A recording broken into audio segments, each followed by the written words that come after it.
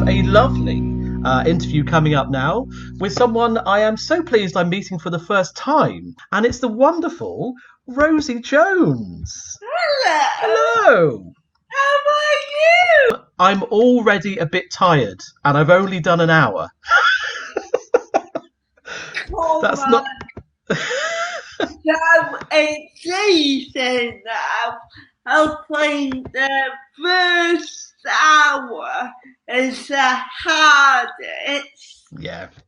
So now it's a piece of cake. Well, because I'm diabetic, it's not a piece of cake. It's an apple or a carrot. Yeah, the piece of banana. Yeah, I might have a banana in a bit. Lovely to meet you, Rosie. We've never met in the flesh before, and thank you so much for coming on and chatting to us. No, thank you. Why have we never met? Why I mean, are you avoiding me? I've been rumbled. I've been rumbled. um, when it was Adele, actually, my friend Adele, who was just in the previous show, and she said she could hopefully get in touch with you and ask you to come on. And I thought that's just a lovely idea. So thank you. Now, you've strangely had a lot of, this is going to sound weird, Rosie. You've had a lot of dealings of people with only one leg. Now, what I mean by that is, you've had a lot of you've written and appeared on The Last Leg, and you must be friends with those guys. Is that right? Yes, yeah, we are all really good friends. I mean, we take the piss out of each other a lot. They're all right, guys. Yeah, I think you can only. There's a certain way you take the piss out of your friends that you can only do it with friends. Do you know what I Oh, mean? yeah, exactly. And I think if you're disabled, your like humour tends to be a bit darker. And able-bodied people sometimes go, what can they say that? Of Yeah. course.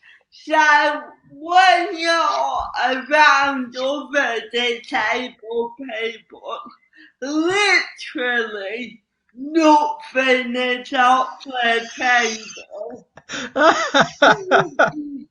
I could imagine. I could imagine. It's funny. Because I'm, you might not know, or I did mention it.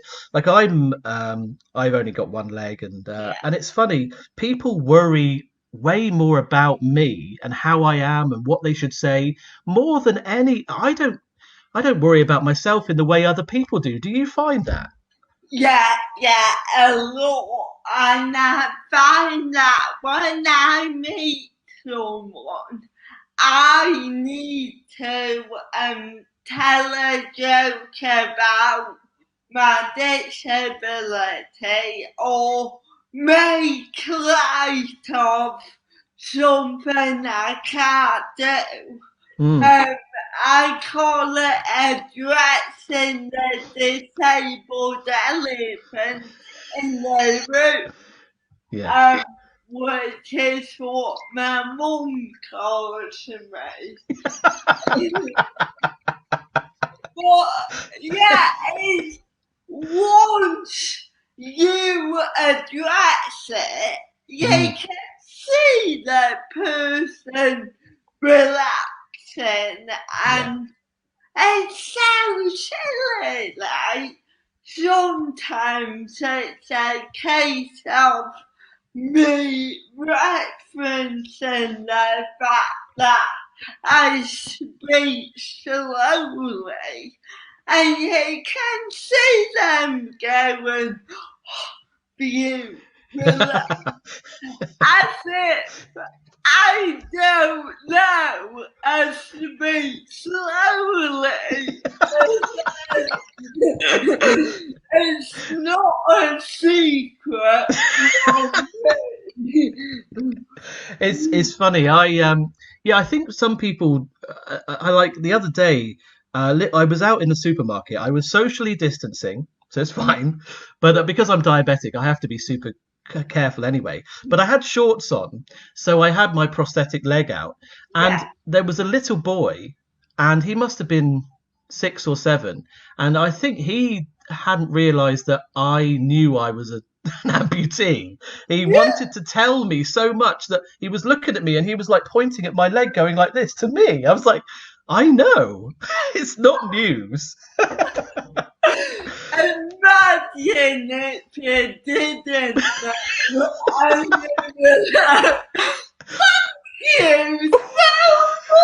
would you so much.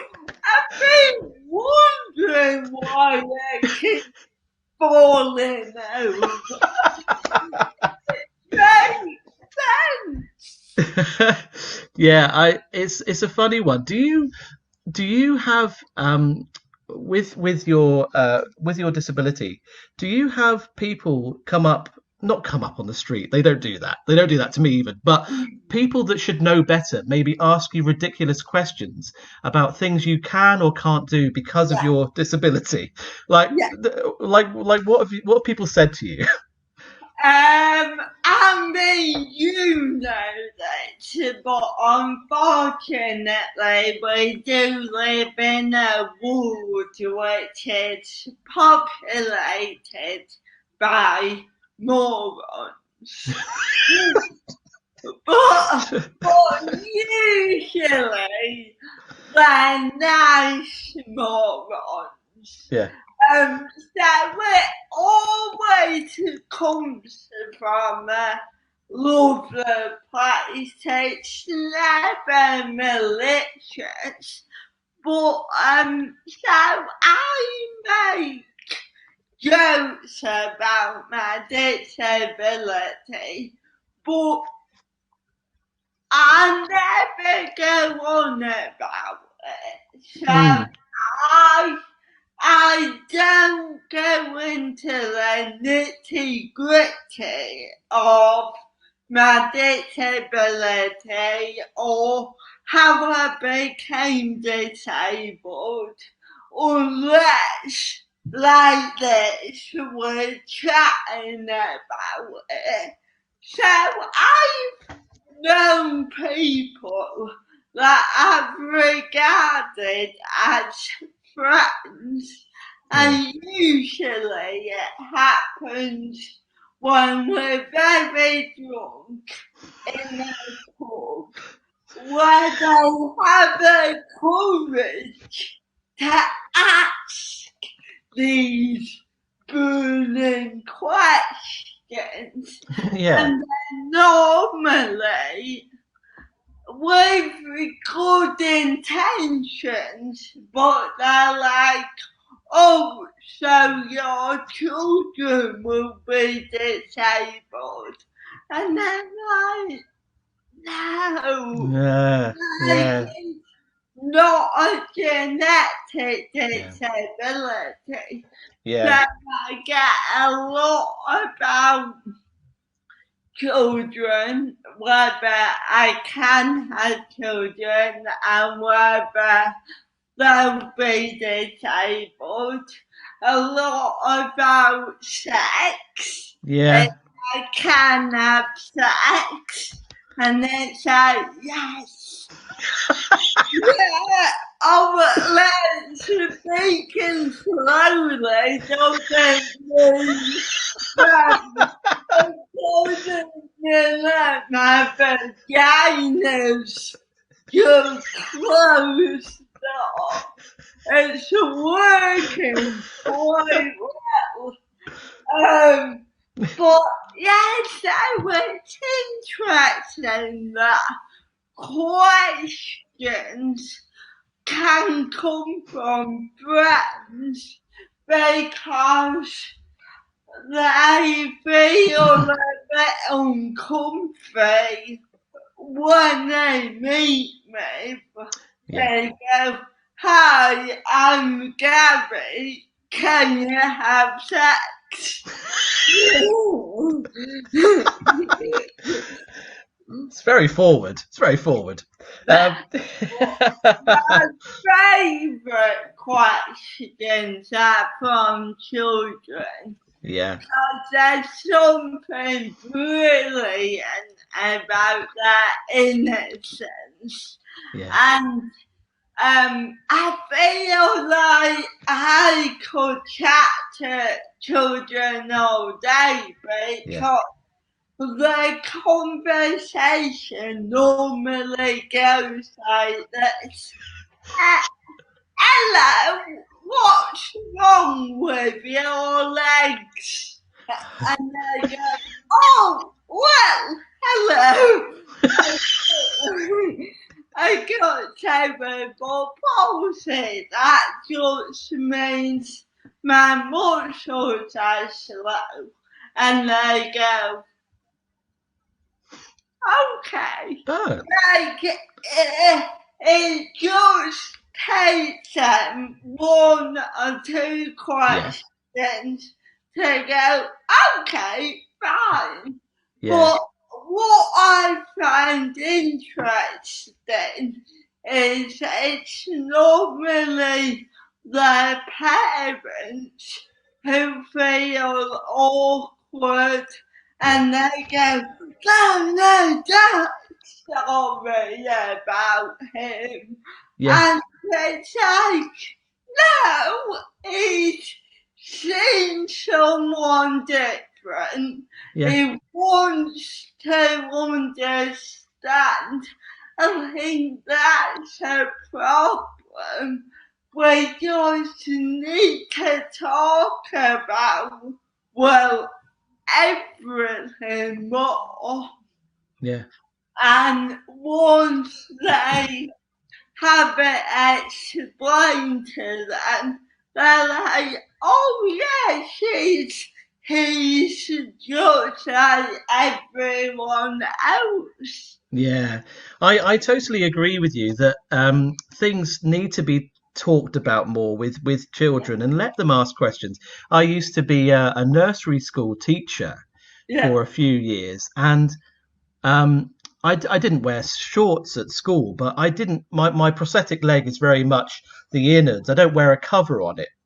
And I was reading a story. I was sat in my chair one day reading a story, and I couldn't feel it, but I looked down and there was a little girl. And if this is the stem of my leg, yeah. she had both her hands around my ankle like this, just around a little pole. And I looked down and she was just looking up to me, smiling like this. And it was such a lovely thing that I told her mum when her mum came to pick her up after school. I said, oh, she did this. And her mum instantly was like, oh, I'm so sorry. I'm so sorry. I'll tell her off when I get home. I was like, no, it started up a lovely conversation about why my leg is different and blah, blah, Yeah, blah. yeah. Yeah. Yeah. They can be so lovely and it's so heartwarming that, of course, they're a little bit confused, but once you explain it to them, it's not a problem at all. Yeah, absolutely. Absolutely. Tell me a bit about how you started out then, Rosie, because you do some material about your cerebral palsy and stuff, but how did you get into comedy? You were writing first, is that right? Yeah, yeah. So it started when I graduated. I thought, what do I want to do? What Mm. am I good at? And I was like, I'm good at watching telly. Okay. I got a real skill for sitting on the sofa and watching telly. I mean, I was a jammy bugger, Yeah. and I applied for one job working at Channel 4, and Okay. I bloody got it. Ah, amazing. I was working behind the camera, which is what I wanted to do at that time, Yeah. because it's always been my passion to get more diverse voices on TV. Yeah. And I thought the best way to do that was to work myself up to becoming a producer and then an exec. Right. And over the course of 7 years, I worked out that I wanted to work in comedy and entertainment and panel shows. And during that time, I worked on the last leg and Yeah. I worked on panel shows like Would I Lie to You and 8 out of 10 Cats. And I've always written in my spare time, Yeah. but I never thought I'd be good enough for TV Mm. writing. But in my spare time, I wrote some jokes for Jimmy Carr to use on panel shows, Okay. and everybody used them. And Oh. it was amazing, Yeah. and I got that confidence, and I think Jamie's really good at his job. Yeah. But there was a part of me that was like, I don't want to be writing for a white middle class able bodied male voice. Yeah. Like there's enough of them. And They don't need my material. They yeah, don't need any. that's all right. Let them just do whatever. Yeah. And I thought, that this was 2016 at the Right. time, and I thought, I'm still not hearing my voice Mm. in comedy and in media in general. And a lot of friends at the pub used to say, oh, you should be a comedian. Okay. And you kind of laugh it off, you're like, no. But then it got to a point where I thought, if I don't at least try it, I'll regret it. Yeah. Yeah. And from working behind the camera, I kinda had an idea of what it would take to really make it. So I knew it would be hard work and knew there'd be a lot of long nights for no money. But I thought it's worth it. Yeah. And I think part of my worst traits or best is I'm a massive bigot. And I thought if I put the work in, Yeah. I'll make it. And that is so hard for me to say because it makes me sound arrogant. but from working in TV, I knew that channels and comedy shows were just desperate for interesting, new, Yeah. diverse voices. And I speak a lot about never wanting to be on TV just to tick a box. Yeah.